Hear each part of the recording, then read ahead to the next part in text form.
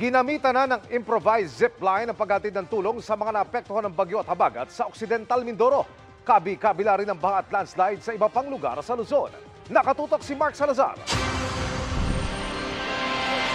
Abot tuhod pa rin ang baha sa coastal barangay ng San Miguel sa San Antonio, Zambales. Kaya humiling ng tulong ang mga residente, kabilang ang gamot para sa mga senior citizen at mga PWD sa evacuation center. Ang mga nakaupo ngayon, siguro sa banda kung saan sila nakarating, pero dito wala pa. Sinisika pa naming hinga ng pahayag ang kinauukulan.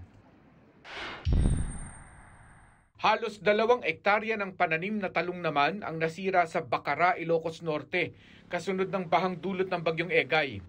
Ayon sa magsasakang may-ari ng mga pananim, sinubukan pang anihin ang mga natira para ibenta, pero nalusaw ang mga ito matapos malubog sa baha. Halos kalahating milyong piso raw ang kanilang ikinalugi. Makapal na putik na iniwan ng baha naman ang perwisyo sa ilang taga-barangay Daungan sa Hermosa, Bataan. Tubig po, lagpas na po. Hanggang dyan po ang tubig? Opo, lagpas. May mas malaki pa po doon.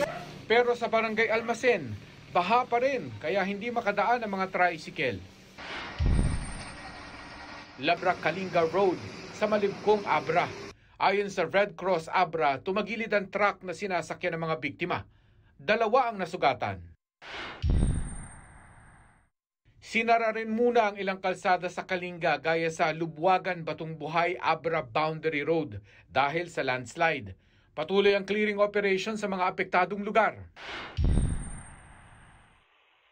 Gumamit naman ng improvised na zipline ng DSWD at PDRRMO sa Occidental Mindoro para makapaghatid ng tulong sa mga katutubong mangyan sa barangay Monteclaro sa San Jose. Nasira kasi ang tram line sa lugar at hindi rin makatawid dahil sa rumaragas ang ilog.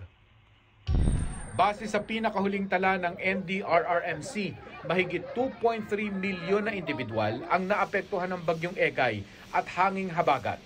Sa mahigit 300,000 na inilikas, 50,000 pa rin ang nasa evacuation centers. Para sa GMA Integrated News, Mark Salazar, nakatutok 24 oras. Good news mga kapuso!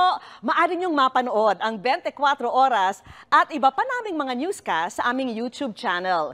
I-click lang ang subscribe button na lalabas sa screen. Sa mga kapuso abroad, maaari niyo kaming masubaybayan sa GMA Pinoy TV at sa www.gmanews.tv.